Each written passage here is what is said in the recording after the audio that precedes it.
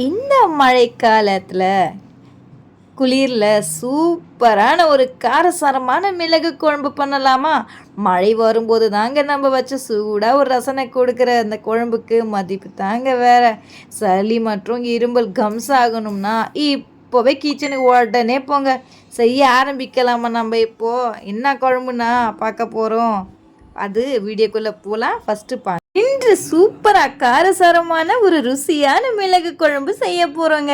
இது சுத்தமாக நம் தாத்தா பாட்டி சமையல் ஸ்டைலில் சளி மற்றும் இருமல் எல்லாத்துக்குமே ரொம்ப பயனுள்ள ஒரு மருந்து மாதிரி இருக்குங்க.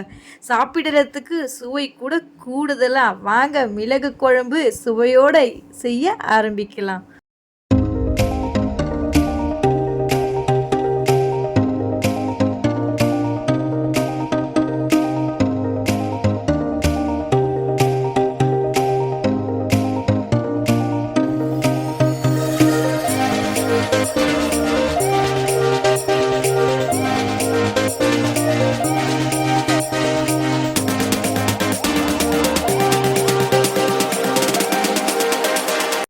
ஆரம்பிச்சிடலாங்க.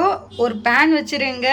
பேன் வச்சதுக்கப்புறமா நம்ம என்ன பண்ணலாம் அப்படின்னா, நம்ம வந்து மிளகு எடுத்துக்கலாங்க.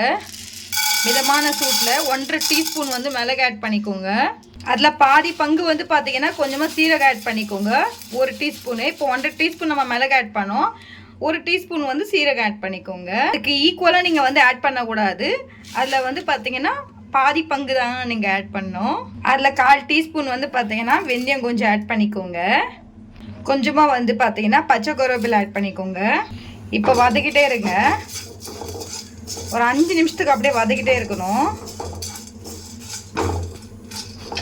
இப்படியே வதக்கிட்டு நம்ம கிட்ட காட்டுறேன் எந்த ஸ்டேஜில் நம்ம எடுக்கணும். இன்றைக்கி அலமுடியா ஸ்டைலில் நம்ம ஒரு மிளகு குழம்பு செய்ய போகிறோங்க. இது உடம்புக்கு ரொம்ப நல்லது. இந்த மாதிரி நீங்கள் மிளகு குழம்பு செஞ்சு சாப்பிட்டீங்கன்னா உங்களுக்கு சளி இருக்காதுங்க. இங்கே பாருங்கள். இப்போ வந்து பார்த்தீங்கன்னா 2 நிமிஷத்துக்கு அப்படியே பண்ணிகிட்டே இருங்க. இது கலர் சேஞ்ச் ஆகணும். பாருங்கள் எல்லாமே இப்போ வறுத்தாச்சுங்க. இப்போ நம்ம ஸ்டவ் ஆஃப் பண்ணிடலாம். ஸ்டவ் ஆஃப் பண்ணிவிட்டு உடனே ஒரு பிளேட்டில் ட்ரான்ஸ்ஃபர் பண்ணிவிடுங்க. இல்லைனா வந்து தீஞ்சு போயிடுங்க. இது வந்து ஃபேன் காற்றில் ஒரு 5 நிமிஷம் ஆற வைங்க. காற்றில் ஆல்ரெடி நம்ம வந்து மிளகெல்லாம் ஆற வச்சிடல. மிளகு சீரகலாம் அதெல்லாம் வந்து பார்த்திங்கன்னா ஆறிடுச்சு. இப்போ நல்லா நம்ம என்ன பண்ணலாம் அப்படின்னா மிக்சிங் ஜாரில் வந்து பவுடரை அரைச்சிடலாம். இப்போ நான் பவுடரை அரைக்க போகிறேன். நம்ம நல்லா வந்து பவுடரை அரைச்சிட்டோங்க. இதை எடுத்து ஓரம் வச்சிடலாம். மிளகு குழம்பு செய்ய நம்ம ஆரம்பிச்சிடலாங்க. இன்றைக்கி நம்ம குழம்பு எதெல்லாம் செய்ய போகிறோன்னா நல்லெண்ணெயில் தாங்க செய்ய போகிறோம். ஏன்னா எண்ணெய் தாங்க யூஸ் பண்ணுவாங்க. இப்போ வந்து நம்ம நல்லெண்ணெய் ஆட் பண்ணிக்கலாங்க. இந்த மாதிரி குழம்புக்கு கொஞ்சம் எண்ணெய் கூடுதலாக ஆட் பண்ணாதாங்க குழம்பு சுவையோ சுவைக்கும். இப்போ எண்ணெய் நல்லா காஞ்சிருச்சிங்க. எண்ணெய் காஞ்சினதுமே 1 டீஸ்பூன் நம்ம கடுகு ஆட் பண்ணிக்கலாங்க. ஒரு 1/2 டீஸ்பூன் வெந்தயம் ஆட் பண்ணிக்கலாம். ஒரு 1/2 டீஸ்பூன் மிளகு ஆட் பண்ணிக்கலாங்க. 10 பல்லு பூண்டு ஆட் பண்ணிக்கலாங்க. 4 காஞ்ச மிளகா ஆட் பண்ணிக்கலாம். இப்போ அடுப்பு வந்து சிம்மில் வச்சுட்டு வதக்கிட்டே இருங்க 2 நிமிஷத்துக்கு. வெங்காயம் ஆட் பண்ணிக்கலாங்க. நீங்கள் பெரிய வெங்காயம் கூட ஆட் பண்ணிக்கலாங்க. ஆனால் சின்ன வெங்காயம் ஆட் பண்ணும்போது அந்த வரும் பாருங்கள் அந்த ருசி அம்புட்டு ருசிங்க. வெங்காயம் வந்து பார்த்தீங்கன்னா நல்லா செவந்திருச்சிங்க. நம்ம வந்து முழுசாக போட்டோன்னா டேஸ்ட்டு வேறு லெவலுங்க. அடுத்து நம்ம கருவேப்பிலை கொஞ்சம் ஆட் பண்ணிக்கலாங்க. 2 கொத்து பெருங்காயத்தூள் ஆட் பண்ணிக்கலாங்க. இந்த பெருங்காயத்தூள் வந்து எதுக்கு ஆட் பண்ணுறோன்னா நல்லா ஜீரண சக்திக்காகங்க. மிளகு குழம்புக்கு வந்து பார்த்திங்கன்னா மிளகு கொஞ்சம் அதிகமாக போட்டாதாங்க நம்மளுக்கு வந்து சளி வந்து வராது. நல்ல டேஸ்ட் கொடுக்குங்க மிளகு குழம்பு. இந்த கண்டிப்பாக நீங்கள் செஞ்சு பாருங்கள். அடுத்து நம்ம ஆட் பண்ண போகிறது 1/4 டீஸ்பூன் மஞ்சள் பொடி ஆட் பண்ணிக்கலாங்க. மஞ்சத்தூள் ஆட் பண்ணிவிட்டு 2 நிமிஷத்துக்கு அப்படியே கிண்டிக்கிட்டே இருங்க. இங்கே பாருங்கள் இன்றைக்கி நம்ம செய்ய போகிறது நல்லெண்ணெய் தாங்க. இது உடம்புக்கு ரொம்ப நல்லது. என் வீட்டுக்காரர் இந்த குழம்பு அடிக்கடிக்கு சாப்பிடுவாருங்க. நல்லா வந்து வெங்காயம் எல்லாம் நல்லா வந்து வறுப்பட்டுச்சு. அடுத்து நம்ம வந்து மிக்சிங் ஜாரில் வந்து பார்த்திங்கன்னா நம்ம ஒரு 3 தக்காளி வந்து அரைச்சிருக்கோம். நிறைய பேர் வந்து மிளகு குழம்புக்கு தக்காளி ஆட் பண்ண மாட்டாங்க. ஆனால் இது அலமுடியா ஸ்டைலில் நான் வந்து தக்காளி ஆட் பண்ணி செய்ய போகிறேன். இதுவும் நீங்கள் ட்ரை பண்ணுங்கள். அலமுடியா ஸ்டைல் என்ன வித்தியாசமாக இருக்குன்னு நினைக்கிறீங்களா? ஆமாங்க, இந்த மாதிரி நீங்கள் கண்டிப்பாக ட்ரை பண்ணுங்கள் இன்றைக்கி. இப்போ நம்ம தக்காளி ஆட் பண்ணிக்கலாங்க. இதை அரைச்சிருக்கேன். இப்போ இந்த பச்சை வாசனை போகிற வரைக்கும் எண்ணெயெல்லாம் புரண்டி மேலே வரணுங்க. இப்படி மிக்ஸ் பண்ணிகிட்டே இருங்க. அடுப்பை வந்து மீடியம் ஃப்ளேம்லேயே வைங்க. இந்த மாதிரி வச்சு திருப்பிகிட்டே இருங்க. இப்படி திருப்பி போடுங்க. நல்லா எண்ணெய் புரண்டு மேலே வரணுங்க. இந்த மிளகு குழம்புக்கெல்லாம் வந்து பார்த்தீங்கன்னா தக்காளி அதிகமாகவும் புளி கம்மியாகவும் ஆட் பண்ணி நீங்கள் செஞ்சீங்கன்னா நல்லா இல்லாத குழம்பு கூட அவ்வளோ சுவை கொடுக்குங்க. எல்லாம் போயிடுச்சுங்க. பச்சை வாசனை போனதுக்கப்புறமா எண்ணெய்லாம் புரண்டு மேலே வந்துச்சுங்க. அடுத்து நம்ம வந்து 3 டீஸ்பூன் வந்து குழம்பு மிளகாத்தூள் ஆட் பண்ணிக்கலாங்க. உங்ககிட்ட குழம்பு மிளகாத்தூள் இல்லாத பட்சத்தில் நீங்கள் வந்து தனி மிளகாய்த்தூள் ஆட் பண்ணிக்கலாங்க. இப்போ நான் வந்து பார்த்திங்கன்னா இது வீட்டில் அரைச்ச குழம்பு மிளகாத்தூள், அதை வந்து நான் ஆட் பண்ணியிருக்கேன். உங்களுக்கு தகுந்த மாதிரி நீங்கள் கூடிய குறைச்சி நீங்கள் காரம் சேர்த்துக்கலாம். இப்போ நல்லா மிக்ஸ் பண்ணிவிடுங்க. எண்ணெயிலே வதக்குங்க. நல்லா எண்ணெய்லாம் புரண்டு மேலே வருதுங்க. எனக்கு பச்சை வாசனையும் போயிடுச்சு. இந்த ஸ்டேஜில் நம்ம என்ன பண்ணலான்னா எலுமிச்சை சைஸ் புளியை எடுத்து கரைச்சிருக்கேன். அதை நம்ம வந்து இதை மேலே ஊற்றிக்கலாம். தக்காளி அதிகமாகவும் புளி கம்மியாகவும் இந்த மாதிரி நீங்கள் போட்டு செய்யுங்க. குழம்பு செம சுவையாக இருக்குங்க. நல்லா கொதிக்குதுங்க. இந்த ஸ்டேஜில் நம்ம கல்லுப்பு ஆட் பண்ணிக்கலாங்க. நான் கல்லுப்பு தான் மோஸ்ட்லி நான் ஆட் பண்ணுவேன். இங்கே பாருங்கள், கொஞ்சமாக தண்ணி விட்டுக்கோங்க. அடுப்பு வந்து பார்த்தீங்கன்னா ஹை ஸ்பீடில் வைங்க. கொஞ்சம் தூக்கி வச்சுக்கோங்க அடுப்பை. இப்போ நல்லா கொதிக்கிட்டோங்க. குழம்பு நல்லா கொதிக்குதுங்க. இடையில வந்து பார்த்தீங்கன்னா இப்படி கிண்டிக்கிட்டே இருங்க. இன்னும் கொஞ்சம் சுண்டட்டும். குழம்பு வந்து ஓரளவுக்கு சுண்டிடுச்சுங்க. இந்த ஸ்டேஜில் வந்து நீங்கள் வந்து அரைச்சி வச்சுருக்கீங்களா அந்த பொடி, அதை வந்து ஆட் பண்ணிடலாம். மிளகு பொடி. சப்போஸ் நீங்கள் வந்து காரம் வந்து கம்மியாக சாப்பிட்றவங்களா இருந்தீங்க அப்படின்னா உங்களுக்கு எவ்வளோ தேவையோ அந்த அளவுக்கு நீங்கள் பொடி ஆட் பண்ணிக்கோங்க. இப்போ பாருங்கள், எங்கள் வீட்டில் வந்து காரம் கொஞ்சம் தூக்கலாக சாப்பிடுவாங்க அதிகமாக, அதனால் வந்து நான் கொஞ்சம் அதிகமாக ஆட் பண்ணுறேன். இப்போ வந்து 2 நிமிஷத்துக்கு அப்படியே கிண்டிக்கிட்டே இருங்க. இப்போ வாசனை வேறு லெவல் இருக்குது. இப்போ வந்து மிளகு போட்டோன்னே கலர் கொஞ்சம் சேஞ்ச் ஆகும் உங்களுக்கு. நல்லா கொதிக்குதுங்க. நல்லா திக்காகுது. நம்ம அந்த மிளகு பொடி ஆட் பண்ணோம்ல, அந்த ஆட் பண்ணோடனே கலர் வந்து உங்களுக்கு சேஞ்ச் ஆகிடுச்சு பாருங்கள். லைட்டாக கருப்பு கலரில் இருக்குதுங்களா. இப்போ இந்த ஸ்டேஜில் நம்ம என்ன பண்ணோன்னா வெல்லம் வந்து போட்டுக்கலாங்க. வெல்லம் வந்து பார்த்தீங்கன்னா இது ஆப்ஷனல் தாங்க.